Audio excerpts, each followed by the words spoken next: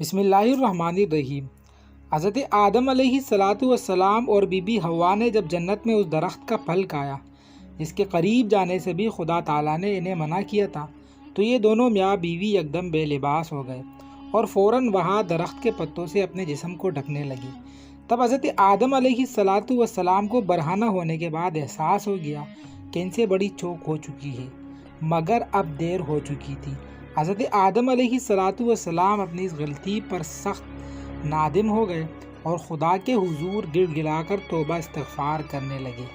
حضرت آدم علیہ السلام کے توبے کے متعلق ایک مشہور روایت نقل کی جاتی ہے کہ سیدنا عمر ابن خطاب رضی اللہ تعالیٰ عنہ اللہ کے رسول صلی اللہ علیہ وسلم سے روایت کرتے ہیں کہ آپ نے ارشاد فرمایا، جب حضرت آدم علیہ السلام سے لغزش ہوئی تو انہوں نے اللہ کے حضور عرض کیا، اے میرے پروردگار، میں حضرت محمد مصطفیٰ صلی اللہ علیہ وسلم کے وسیلے سے دعا کرتا ہوں تو مجھے بخش دے۔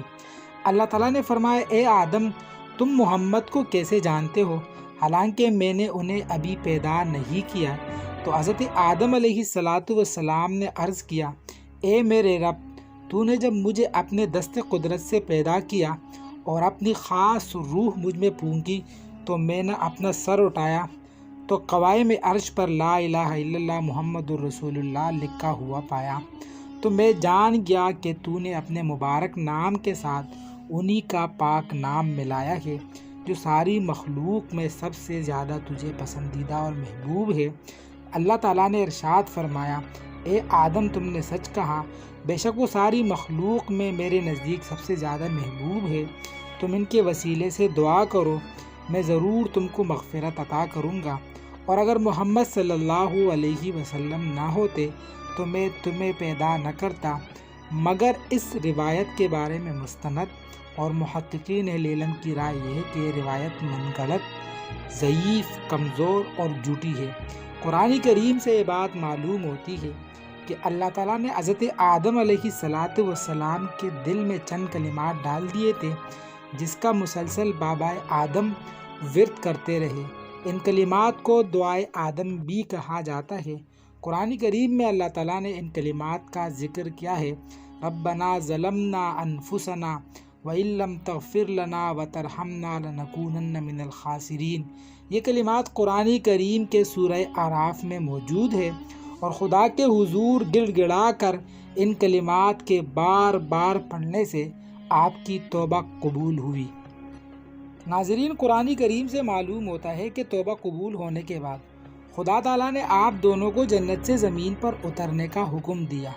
سوال یہ ہے کہ حضرت آدم علیہ السلام جب زمین پر اترے تو آپ کا پہلا قدم زمین کے کس خطے پر پڑا تھا؟ اس بارے میں اہل علم کی مختلف رائے سامنے آتی ہے۔ ناظرین، قرآن کریم میں حضرت آدم اور حضرت حوا کے صرف جنت سے زمین پر اتارے جانے کا ذکر ملتا ہے، لیکن اس بارے میں کوئی صراحت نہیں ہے کہ وہ کس مقام پر اتارے گئے۔ اسی طرح کسی صحیح حدیث میں بھی اس کا ذکر نہیں ملتا ہے۔ البتہ بعض صحیح آثار جو کہ صحابہ کرام سے منقول ہے، ان میں یہ بات آئی ہے کہ حضرت آدم علیہ السلام کو ہندوستان کی سرزمین پر اتارا گیا۔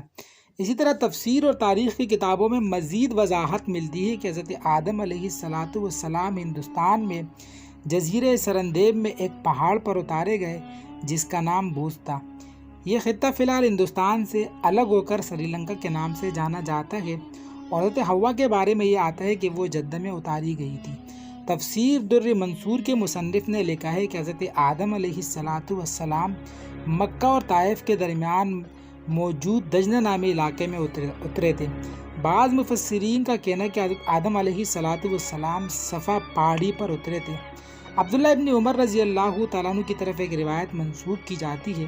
آپ فرماتے ہیں کہ اللہ سبحانہ و تعالیٰ نے آدم علیہ السلام کو ہندوستان میں اتارا، پھر آپ علیہ السلام مکہ تشریف لے گئے اور وہاں سے شام تشریف لے گئے، وہیں پر آپ کا انتقال ہوا۔ یہ روایت تاریخی طبری میں موجود ہے۔ اب اگر تاریخی اعتبار سے دیکھا جائے تو ہندوستان کے علاقے سیلون کے جزیرے سرندیب میں بوز نامی پہاڑی پر آدم علیہ السلام کے قدموں کے نشان ملتے ہیں۔ بعد میں یہ پہاڑ سری لنکا کے حصے میں آ چکا ہے۔ سری لنکا کے پہاڑ بوز آپ کا پہلا قدم رکھنے کی روایت سب سے زیادہ درست اور راجح معلوم